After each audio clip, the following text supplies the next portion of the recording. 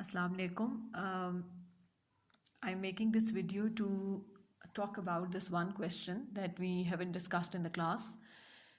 Though we keep on doing the practice, but we haven't named it such. जो बाकी questions हैं आपके poetry के और prose के, we discussed how to attempt those questions in the class. One thing that remained to be discussed was how to attempt that 10 marks question where you have to explain any two extracts from the poems in your book, keeping in mind their context. You have to do one part for 5 marks. So in this question, what you do is that you are given, like the question is that you're given one stanza from any of the poems that you have read, and you explain that stanza keeping in mind the context. The context is the rest of the poem. The context is the biography of the poet. The context may be the times in which the poem was written. The context may be the historical background of the poem. So you have to keep all these things in mind. And keeping all these things in mind, you have to make connections while you explain the given lines.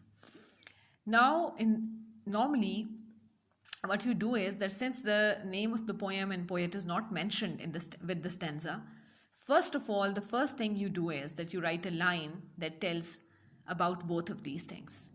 The first sentence would be, these lines or this stanza has been taken from, and you'll write the name of the poem. For example, if you're given, let's say, any stanza from any of the poems in your book, cargoes you haven't done so far. If you have done, for example, let us go to the poem that we did. The last poem we did was Rose Almo. If we go to that poem, or maybe, all right, we come to this poem, the Skylark. This poem, the Skylark, maybe you are given the last 2 lines of the poem. So what will you do? First of all, you'll say these lines have been taken, or this couplet has been taken from To a Skylark. You will write T, A and S of the title in capital letters, and you will put inverted commas around it. And then you'll say written by William Wordsworth with both W's of his name written in capital letters, and you will not put any inverted commas around the name of the poet. So the first sentence would be, these lines have been taken from To a Skylark, written by William Wordsworth. This is first part of this. Then you, in 2 to 3 sentences, you try to establish a very short context to the poem. You may write what precedes these lines. Since these 2 lines are the last lines of the poem, you tell what has been discussed in the whole poem. Because once you will start with explanation, you will not be talking about the whole poem. You'll concentrate on the lines and only discuss those parts in the poem that connect to those lines. So after introducing the poem and the poet, you give in 2 to 3 sentences, you talk about the central idea of the poem. So you will tell that in this poem, Wordsworth addresses the Skylark, and a Skylark, he addresses a Skylark and talks to him and talks to it, and you will tell about the things he has talked about in just 2 to 3 sentences. Now you come to the explanation. When you write the explanation, keep this in mind, that you clearly say that in these lines, whatever you are doing, you're talking about the lines, not the poem. Normally students make a very big mistake that they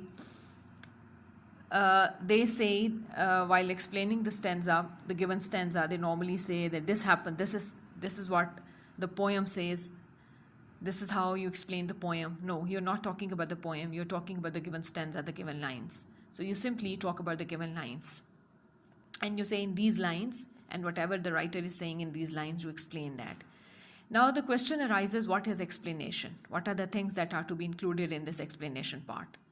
All that we do in class, the way we discuss a poem in the class, we talk about its literal meanings. हम इसके जो surface meanings हैं उनके बारे में बात करते हैं given lines के. हम उसके underlined meanings जो हैं, between the lines जो उसके meaning हैं, the theme of that particular stanza, the theme of every stanza we discuss. So what we do in the class is basically an explanation, a critical explanation that even talks about the theme of one stanza and how that theme connect to the rest of the poem. So that explanation is something that you will be including in the explanation part. All that we do in class on any lines in a poem is basically a critical explanation of those lines. So you will explain those lines. If these are the last two lines of this poem, you will say that the writer believes that he is among the wise, that Skylark is among the wise, because though he goes up, he soars, he doesn't wander aimlessly. And he believes in going up, but in going up, he does not forget about his home. He does not disconnect himself from home. Though he targets the heaven, though he reaches high in the sky, but he keeps connected with his nest on the ground. He keeps connected with the place of his origin. He keeps connected to its roots. That's his home. So it means that poet calls it wisdom. If a person or even a bird or a person, anyone who is able to act this way will be among the wise. So he counts it as wisdom if somebody is able to do that. So you will talk about everything. And then you talk about, and that is why he had called. Now here, though these are the last lines, but you will tell that it is for this reason that the poet calls his flight into the sky a pilgrim in the sky. In the first pilgrim, he calls it a pilgrimage to the sky. In the first line of the poem, he calls the bird pilgrim of the sky, because it's a sacred journey that he is taking. It's a pilgrim. He is a pilgrim. He's taking up a pilgrimage because though he's soaring up, he believes, the writer seems to believe in soaring up, in targeting height, in going up, in achieving your targets, high, tall targets. But then he believes that while you're doing that, you do not get disconnected from your roots, because your roots are the place of your origin, because your roots give you nourishment, they give you strength, they give you your identity and tell who you are. So the people who achieve targets and accomplish tasks and targets in life, they are the wise among those are the ones that keep their identity in focus. They know who they are. They do not get disconnected from their identity. So keeping these two things,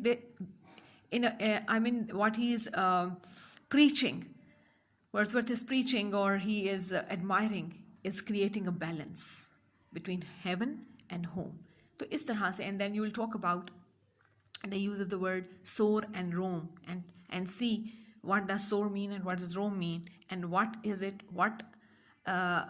between these the poet admires, and what is it that he discourages. He discourages roaming, but he admires soaring up high in the sky. And then you will also talk about the use of the exclamation mark at the end, and that will be, this is what you mean by explanation. So basically there are three parts of it. In the first part you talk about the name of the poet and the name of the poem, but I don't want you to just write name of the poem and give the name and name.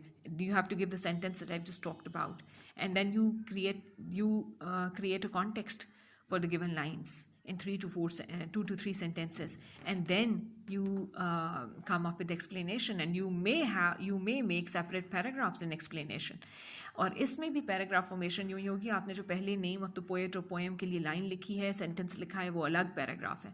जो context बनाए 2 to 3 lines का, वो अलग paragraph है. Explanation के अंदर अगर आप पैराग्राफ्स बनाना चाह रहे हैं तो वो आप पे डिपेंड करता है कि आप किस तरह पार्टीशन कर रहे हैं, जो थॉट आपकी है उसको किस तरह आप सेपरेट कर रहे हैं in different stanzas. So this is how, and keep this in mind that this is for 5 marks. So you are not supposed to write very lengthy explanations, but then again, an explanation should be complete in all respects. You have to make connections within the poem. You have to talk about whatever theme there is to this stanza and how does it connect to the theme of the whole poem. You have to talk about if about any figure of speech if there is any, and you have to talk about the use of the exclamation mark as there is in this poem. So you have to speak about all of these. Going into the detail depends on how many marks have been allocated to the question. So since there are only 5 marks, you're not supposed to write everything in detail, but that much detail is important, which makes me understand, the examiner understand your point. Thank you very much.